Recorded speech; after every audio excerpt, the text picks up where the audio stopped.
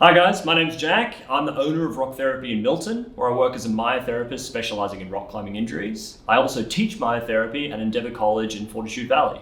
And today we're going to be talking about finger injuries. The most common injury that you get with climbing is things in the fingers. But the problem is a lot of the time finger injuries are overmanaged or undermanaged. And what I want to go through in this video is talking mostly about what to do in each scenario with each kind of finger pain that you get, and also what not to do, because there's a heap of misinformation out there.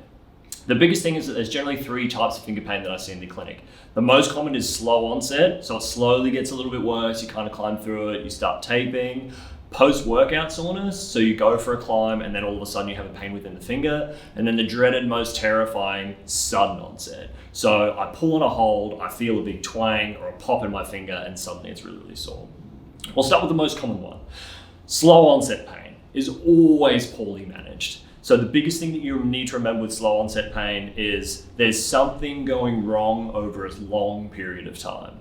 And the biggest part with this is, if there's something in your training load, it's a really easy fix. One of the most common things I see in clinic, particularly with climbers in their first year or two, is they come into clinic and say, all of my fingers hurt, kind of around here. I think I've done a pulley injury. Yeah, you haven't done a pulley injury. Normally what they'll then tell me is that they're climbing 4 or 5 times a week. And this is the biggest one for when you first start climbing, is your climbing load needs to be chill. 3 times a week, 4 times a week is tolerable, but realistically you need to have more 3s than 4s. You can go crazy, like you go on a climbing trip and you have like 4 or 5 days in a row, just know that your next week there needs to be a calm down. And this is even bigger when you're in the gym, because when you're climbing in the gym, a 3-hour session will have you do, especially bouldering, you'll do between 40 and 60 boulders, depending on how keen you are. Whereas you go out for a full day of climbing on ropes, you'll do 4 climbs, you'll be completely gassed. So the amount of load for a gym climb versus an outdoor climb is really, really different. Which is why I end up telling my patients that outdoor climbing kind of doesn't count when it comes to climbing load. Whereas gym climbing, you reduce the number of days. Generally, I see, particularly in the first or second year, when there's no like, I hurt my finger all of a sudden, generally the pain will start to subside. And it's a very costly experience for you because you come into the clinic and you give me money to basically tell you to just not be an idiot and climb a little less. So that's number one. Focus on your training load. If that doesn't change, generally you have some sort of mobility issue further up the chain that's forcing more force into your fingers and into your hands. The classic being in guys, girls as well, but predominantly in guys, is shoulder rotation. There's a lot of lack of mobility at the actual shoulder itself, which then means overclocking at the elbow and overclocking at the wrist, which then means the fingers get overloaded. Girls generally have more of a stability issue. So shoulders aren't quite as strong, therefore the brain tries to be really clever and tries to get you to stabilize through your forearms and into your wrists. Boys and girls get the exact same thing, but that's generally the 2 situations that you see. So we'll be doing a mobility assessment later on, which will be able to tell you what you're missing sort of further up and through the shoulders and all those things that you can kind of fix, as well as a strengthening video on how to build the capacity of your shoulders to stop you having to overgrip through your forearms to try and achieve that sort of sensation. Now, what I'd like to talk about is taping. If you have to tape every single time that you go into the gym because your fingers hurt, something's wrong.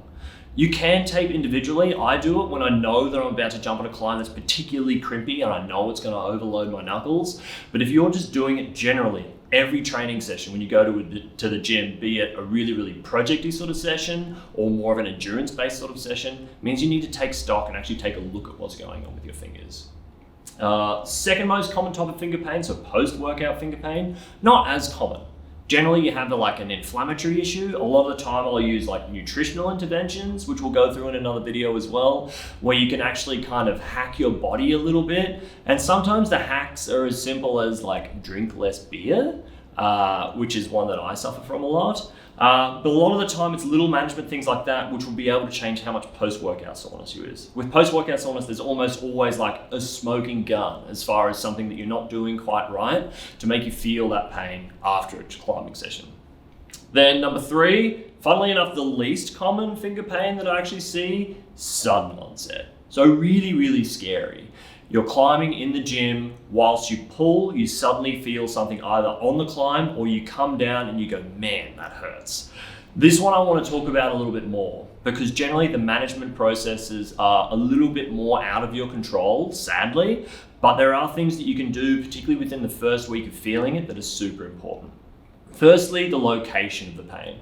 Location of the pain can be anywhere through the finger, through the palm, or down to the forearm, and it's very important where you actually feel it to kind of give you an idea of where things are. Because as soon as anyone hurts any finger, they assume they've done a pulley injury. And this is where I have a bit of a problem with all of the rock climbing injury books that are out there, because they kind of accentuate the frequency with which pulley injuries actually happen, and it's just not that common. True pulley injuries. Strains and stuff, yes, but realistically, I've seen 4 the entire time that I've been treating hundreds of climbers, and all of those I had to confirm with scans. And that is something that I will say, if you're seeing a practitioner that absolutely tells you that you have done a pulley injury and you need to come in and see them regularly without going out and confirming with scans, that's when I'd be sort of asking questions about like, how can you be sure? What did you feel? Kind of tell me what's going on. When you feel the pain anywhere through your hand, it is worrisome, but there are areas that are less dangerous than others. So from fingertip down, generally you won't feel anything at the very fingertip. There's only one attachment site, a couple of ligaments on either side of the joint. This isn't really common to get pain through there. Trad climbers generally will get it a little bit more often, but aside from that, not that common. Further down through the finger, so actually through what's called the middle phalanx, here you've got tendon as well as a couple of your pulleys, and then on either side of the joint you've got 2 ligaments that wrap at either side. Pain through here is where I start to get a little bit more worried about what can be going on, especially when it's pain with what we call activities of daily living, so ADLs. If you're just picking up a cup or a water bottle and you get that pain, particularly after climbing, that's when it's worrisome. If it's only I like bear down on this super crimpy climb and then throw to another hold and that's when I get the pain, not so worried. Still not great, but not so worried. Further down into the finger, this is really, really common. So flexor tendon, particularly of this side, as well as pulleys either side. Again, an area of pain to be kind of worried about because this is where your major structures are involved. Secondly, pain within the actual palm, not so worried. I literally did this last week. Originally thought it was in my finger, but then all of a sudden the pain was localized in my hand. It was horrible initially, made my hand clamp down, I couldn't extend the finger, but as a couple of days went by, it started to ease off. And that's generally through this area, you've done something with the actual flexor tendon, as opposed to major ligament or connective tissue structures. So it's not quite as worrisome. Still not great, but not quite as worrisome. And then we have wrist and forearm. And this is where you get into more of the muscle and musculotendinous junction of all of those flexors that happen through this area. And when you do a finger, you can get a full twang. If I get a twang, which is really, really common, all the way down through the forearm, generally I'm less worried. Because a lot of the time this means either strain or tear of the muscle or tendon. And as much as tears sound really, really scary, they're a lot less gnarly to deal with than obviously connective tissue stuff through the fingers. So we'll start with the harder things. You do something in the finger and either A, it pops and you feel it mid-climb, or you come down and the pain's thereafter. The first thing that you have to do is stop climbing. The amount of people who climb through a sudden injury like this and make things way worse for themselves is really, really common. I won't talk about pulleys yet, because like I said, they're actually not that common. Really, ligaments either side and the tendon itself is usually the main aggravator, which is why you need to wait. Sadly, 2 to 3 days after you do the injury, because straight after, unless you're really, really worried and intending to get a scan, it's not worth going in and seeing anyone just yet. What you can do in that scenario is tape your finger, because the perfect way to have your fingers taped for every injury in the finger is straight up. As soon as you straighten the finger, everything sets in its natural position. It's called anatomical position, where everything's at relative rest and sitting in the right spot. So if you have torn or strained any of those connective tissues, they're not going to be adversely affected by moving around and picking things up and rolling over in your sleep if your finger is up straight and taped together. So it's called buddy taping. Keep it straight, keep it taped together whilst you wait to see what it actually feels like. Next step is, do I have to go and see someone, or can I kind of manage this myself? And I talked about those activities of daily living. That's a big sign. Can't pick up a water bottle. Can't pick up a can of beer, go to turn the key in my car or open up a door. As soon as those things are effective, that is when I want to go and check things out a little bit more.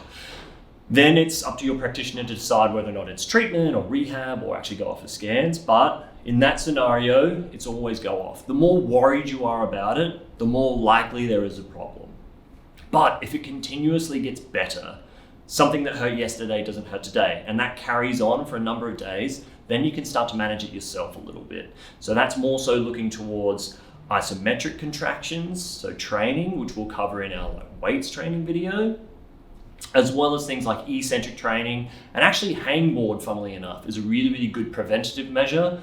Initially rehab, but then it just becomes a strengthening measure for your finger further down the track. Thanks guys. If you've experienced any of these injuries, feel free to contact me either on my website or Instagram. The links will be attached to this video. Keep an eye out for all the stuff that we're doing on weights training and hangboarding and climbing prehab and mobility.